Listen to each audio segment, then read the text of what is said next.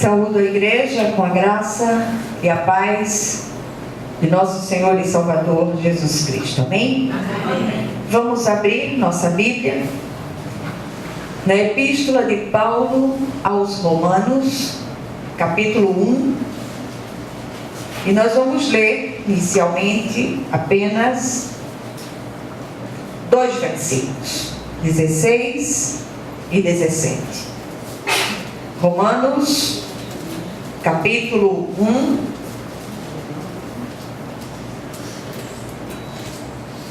versículos 16 e 17.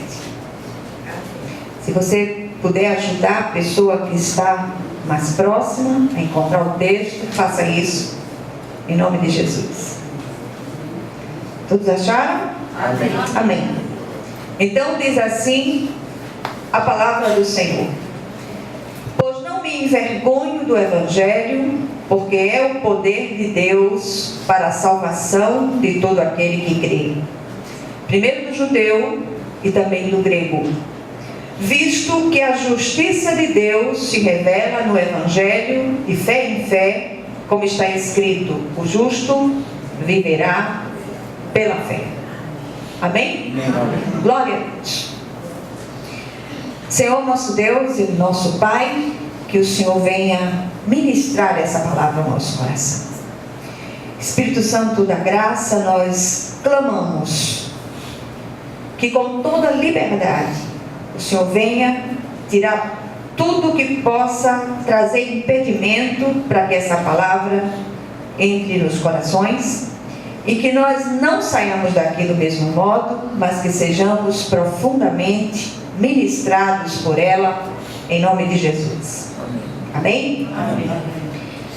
Nesses dias, precisamente no dia 31 de outubro, foi o aniversário da Reforma Protestante. 497 anos. No dia 31 de outubro de 1517, um monge agostiniano, doutor em teologia, professor, depois de traduzir a palavra de Deus do latim para o alemão, ele se deparou com esse versículo final: o justo viverá pela fé. E esse versículo ficou ali martelando no coração daquele monge, até que naquele dia ele afixou 95 teses que revolucionaram a fé cristã. O texto que nós lemos, ele traz em sua parte final a grande afirmação tirada pelo apóstolo Paulo do livro do profeta Abacuque e que se tornou a viga mestra da Reforma Protestante: o justo viverá pela fé. E eu queria que você guardasse esse versículo no seu coração. Hoje nós temos visto o Evangelho de Jesus reduzido a tantas mensagens de autoajuda que eu fico pensando que geração de crentes essas mensagens têm gerado. Nesses dias que nós estamos vivendo o aniversário da Reforma, percebemos que a Reforma nada mais foi do que um despertamento para aqueles cristãos da época voltarem à fé verdadeira, à fé salvífica. E na verdade, a Reforma, ela chamou a fé de volta para a pessoa e suficiência do Cristo. Nós não precisamos de mais nada. se nós olharmos para o Cristo. E nós precisamos resgatar este ensino nas igrejas cristãs. Nós precisamos chamar as pessoas para a pessoa do Cristo, para a centralidade do Cristo. E é inevitável a comparação do que vemos em nossos dias com os dias que levaram à reforma. Houve progresso? Sim e não. Graças à conquista daqueles dias, nós temos acesso à palavra de Deus em nossa própria língua. Podemos lê-la e interpretá-la à luz do Espírito Santo, até que tem aqueles que interpretam de forma livre demais, que chegam a ser hereges. Mas eu queria chamar sua atenção hoje para o fato de que a fé vem pelo ouvir e ouvir a palavra de Deus. Ouça a palavra, medite na palavra. Tem crentes, nós falamos isso outro dia aqui, tem crentes que têm suas Bíblias tão novas que podiam ser presenteadas. Não tem uma marcação, não tem um grifo, nada, a Bíblia está intacta. E aqueles que estão com as suas Bíblias intactas, estão com suas vidas, como é a palavra? Degenerada. Estão com suas vidas esfaceladas. Bíblia de crente precisa ser exaustivamente manuseada. A palavra precisa ser lida e guardada no coração e praticada. Mas o que foi que não mudou? Há os caçadores de almas com seus invólucros feiticeiros, que continuam de todos os modos aprisionando os que por ignorância ou necessidade se deixam aprisionar. Um dos fatos que desencadeou a reforma foi a venda das indulgências, ou seja, o perdão dos pecados em troca de dinheiro. Qual a diferença dos nossos dias? Talvez a forma de pagamento. Hoje tem cartão de crédito, tem cheque.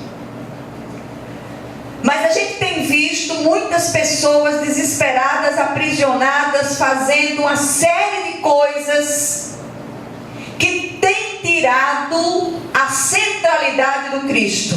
Jesus é tudo em todos. Amém. Tratemos de chamar outra vez a fé, como nos dias da reforma, a pessoa e a suficiência de Cristo. Este é o grande desafio que temos hoje como cristãos.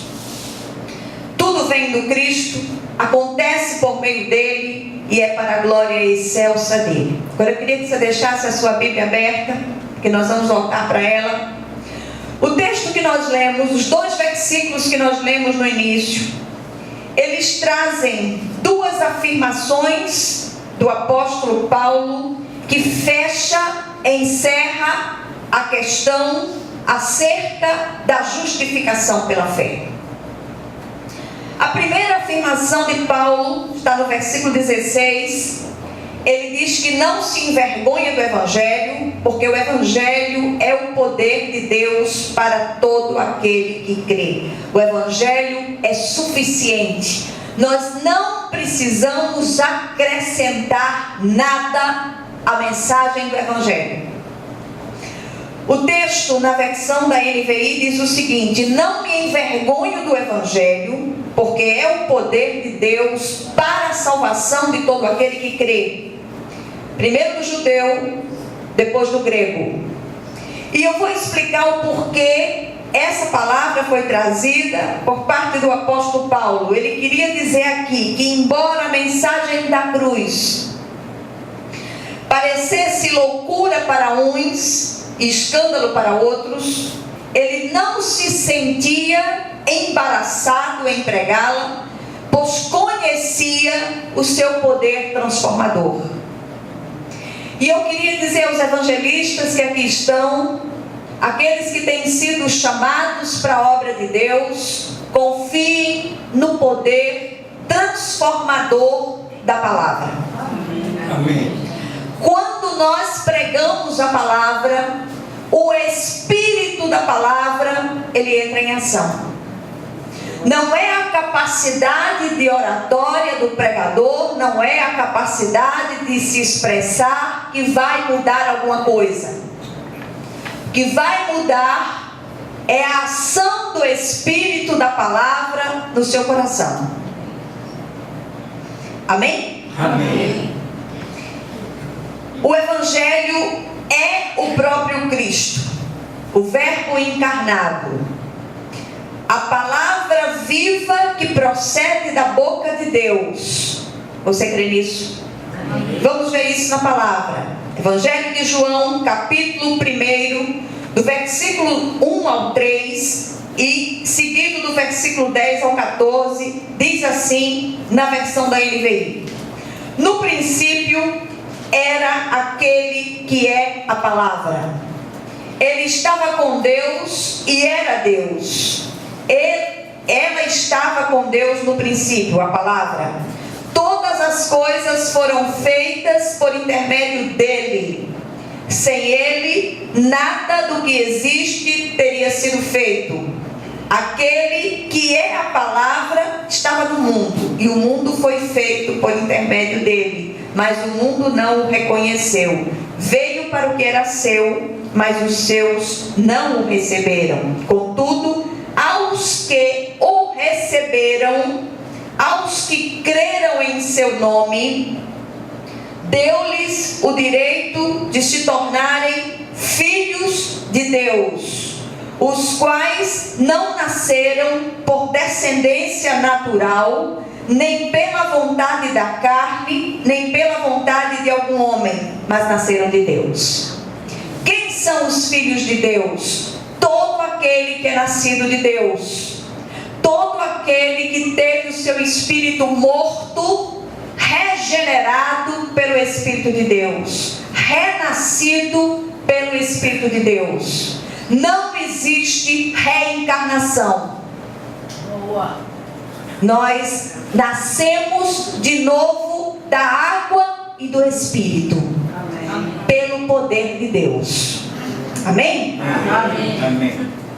Vamos voltar para o apóstolo Paulo. 1 Coríntios, capítulo 1, versículo 18 e 24. Diz o seguinte: pois a mensagem da cruz é loucura para os que estão perecendo, mas para nós que estamos sendo salvos, é o poder de Deus. Mas para os que foram chamados, tanto judeus como gregos, Cristo é o poder de Deus e a sabedoria de Deus. O Senhor diz na sua palavra que as ovelhas dele ouvem a sua voz e o seguem. Muitas vezes nós pregamos, as pessoas ouvem, a palavra entra por um ouvido, sai pelo outro. Não acontece nada. Mas aquele que é a ovelha de Deus, aquele com quem o Senhor tem um propósito, aquele que foi chamado e escolhido por Deus, este é marcado nas orelhas e nas patas. Amém. Como dizia o reformador Lutero. Amém. A segunda afirmação trazida pelo apóstolo Paulo acerca dessa justificação, desse justo que vive pela fé, é que a justiça de Deus se revela no Evangelho de fé em fé. O justo viverá pela fé. Versículo 17.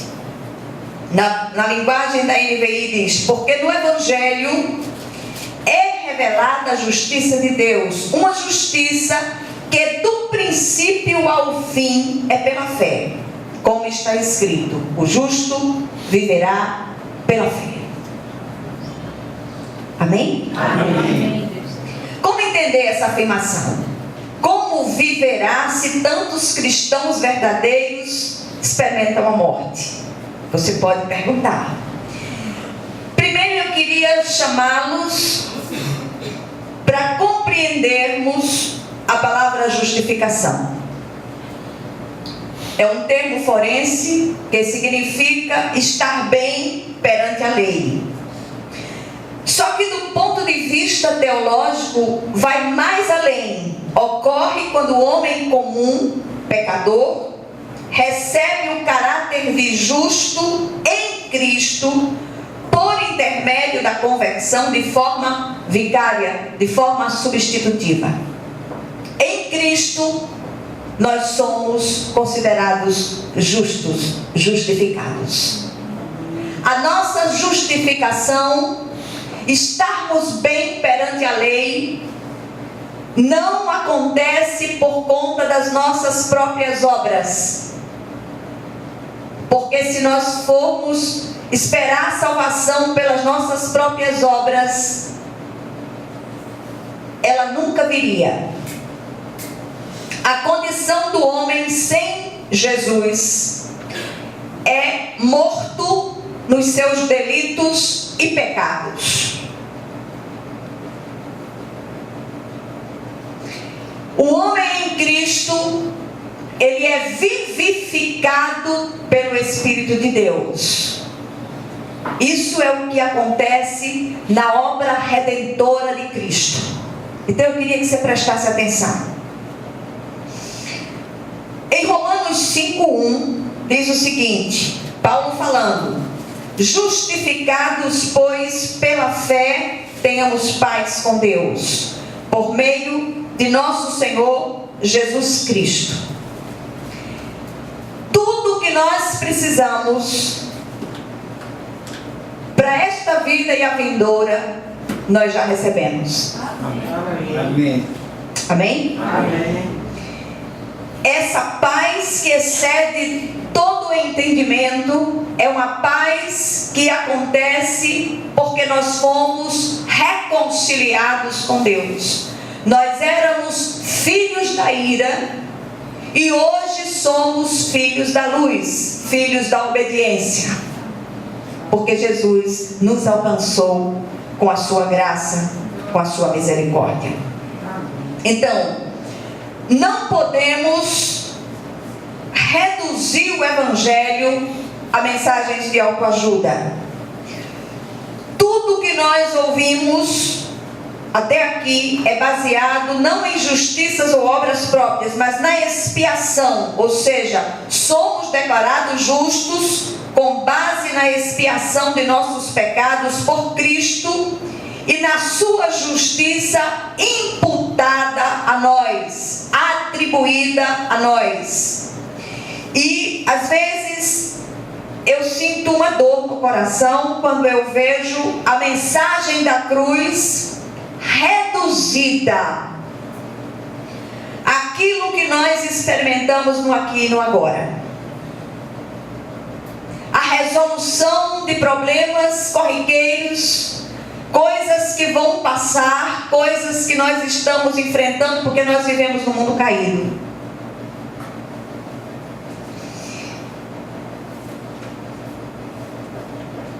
Nós não subimos aqui domingo após domingo para que você ouça a mensagem e você se sinta aliviado. Eu não quero que você se sinta aliviado. Negativo. Eu quero que você se sinta incomodado. Que a palavra reverbere no seu coração, que você cheque os porões espirituais da sua alma e você veja se realmente você foi transformado pelo Espírito de Deus ou você continua vivendo a mesma vida desgraçada que você vivia no passado e apenas engrossa as fileiras da igreja visível. Não é isso que eu quero falar. Eu não quero subir aqui domingo após domingo e repetir palavra por palavra para que você saia daqui, olha, o sermão foi uma bênção. O sermão que é uma bênção é um sermão que transforma. Que incomoda a crente, que tira sono de crente. E o desejo do meu coração é que você seja profundamente incomodado por essa palavra. E que o nome do Senhor seja glorificado na sua vida. A imputação da justiça de Cristo a nós, ela vai infinitamente mais além do aqui e do agora desta vida passageira. Nos livra da ira vindoura de Deus. Nós temos visto as pessoas procurando minimizar um dos atributos de Deus, que é a ira. Deus é um Deus que se ira. Teve um pregador do passado que pregou um sermão tão inflamado: pecadores nas mãos de um Deus irado. E quando aquele homem de Deus pregou aquela palavra, as pessoas escorregavam dos seus bancos chorando, porque elas eram confrontadas com o seu próprio estado de miséria. O homem sem Deus é miserável, pobre, cego e nu. O sacrifício de todos os mártires do passado, o sacrifício, principalmente o sacrifício da cruz do Calvário, não pode ter sido em vão. E se você ouviu essa palavra, se essa palavra incomodou o seu coração, e se os seus olhos e ouvidos espirituais foram abertos, que você hoje possa deixar que o Cristo vivo entre no seu coração e mude a sua história. Amém. Essa história miserável que você tem vivido. Não importa se você é rico, se você é pobre, se você tem recursos, se você não tem. Se você não tem Jesus, você não tem nada. Você é miserável. Nós vivemos tão agarrados nas coisas do aqui e do agora, que esquecemos daquilo que Cristo fez por nós. Eu achei que eu não conseguiria subir até aqui, porque hoje foi um daqueles dias que as dores estavam quase que insuportáveis. Mas o Senhor é aquele que sustenta. Amém. O crente, enquanto ele tem obra para fazer, ele é indestrutível. Amém. Quando essa obra acabar, não importa. Nós vamos para casa. Melhor lugar do mundo. Glória a Deus. O justo viverá eternamente por causa da sua fé no Cristo. Salvação não se perde. Amém. Amém. Amém. Salvação que se perde não é salvação. A obra da cruz, o sacrifício do Cristo foi único, suficiente e perfeito. Amém. O Senhor disse que aqueles que são dele, ninguém os arrebatará da sua mão. Aleluia! Glória a Deus. Que o nome do Senhor seja glorificado na nossa vida e na nossa morte. Amém. Se vivemos ou morremos, glorifiquemos o Senhor. Exaltemos o nome do Senhor na beleza viva da sua santidade. Tem muitas profissões de fé, tem muitas decisões emocionais por Jesus. Eu não gosto dos apelos. Quem quer Jesus? Eu não estou na feira da Sulanca. Mas se você é ovelha dele, se a palavra lhe toca, você vai correndo atrás do Senhor. Amém. Tem um pregador do passado chamado Charles Spurgeon, chamado de príncipe dos pregadores. Ele disse uma frase notável. Eu não sei se exatamente eram essas as palavras, mas diziam mais ou menos assim: a profissão de fé sem a graça de Deus é como a cerimônia fúnebre de uma alma morta. Tem muito defunto sendo honrado e louvado dentro das igrejas.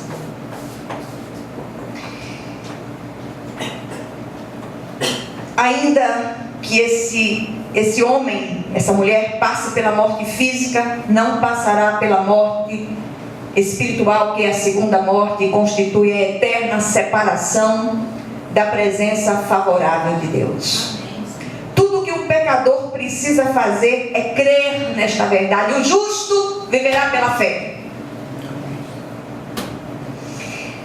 Paulo, ainda na epístola aos Romanos, a mais sistemática das epístolas,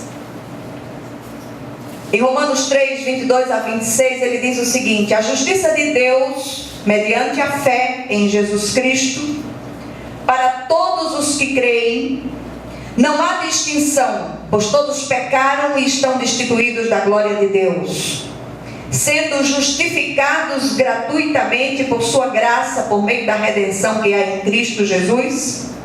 Deus o ofereceu como sacrifício para propiciação mediante a fé pelo seu sangue, demonstrando a sua justiça. Em sua tolerância, havia deixado impunes os pecados anteriormente cometidos, mas no presente demonstrou a sua justiça a fim de ser justo e justificador daquele que tem fé em Jesus. Aleluia. O justo viverá pela fé. Aleluia.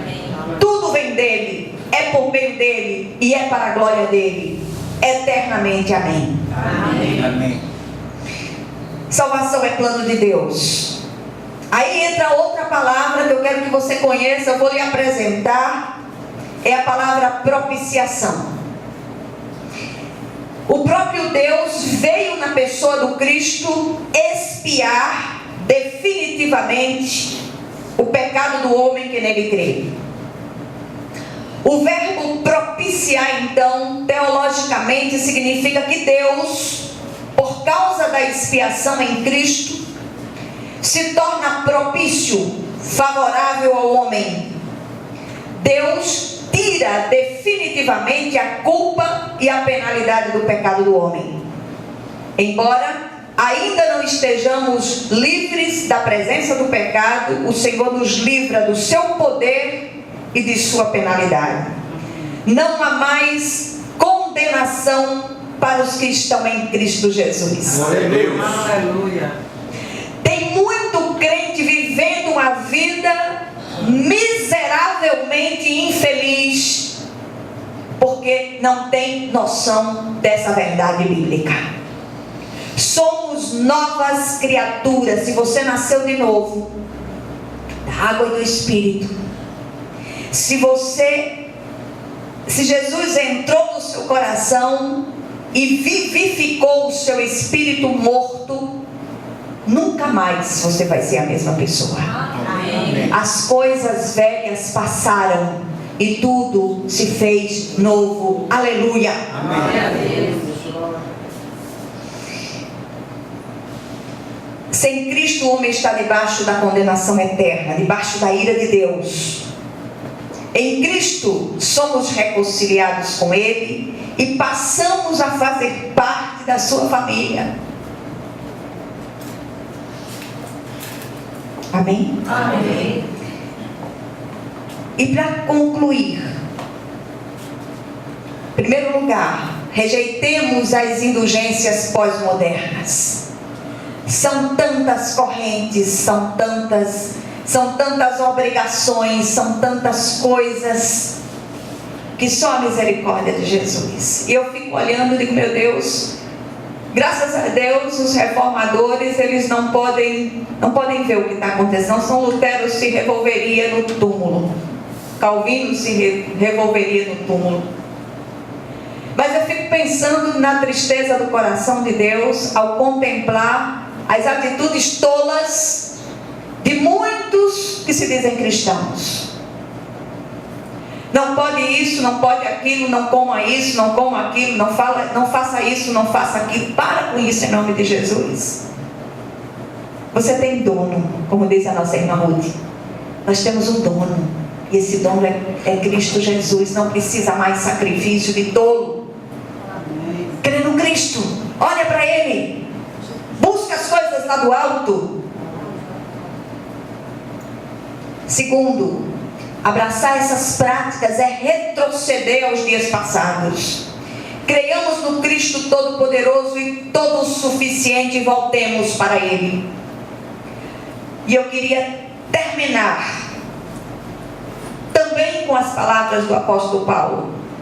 Capítulo 3 da Epístola aos Colossenses, que mostra Cristo como cabeça da igreja.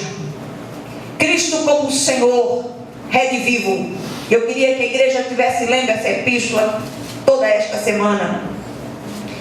Colossenses capítulo 3, de 1 a 4, diz o seguinte, para a gente encerrar.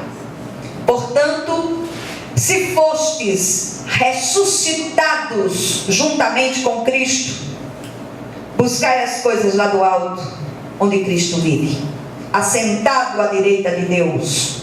Pensai nas coisas lá do alto, não nas que são aqui da terra, porque morrestes, e a vossa vida está oculta juntamente com Cristo em Deus. Quando Cristo, que é a nossa vida, se manifestar, então vós também sereis manifestados com Ele em glória. Aleluia. Glória a Deus. Eu queria orar com a igreja.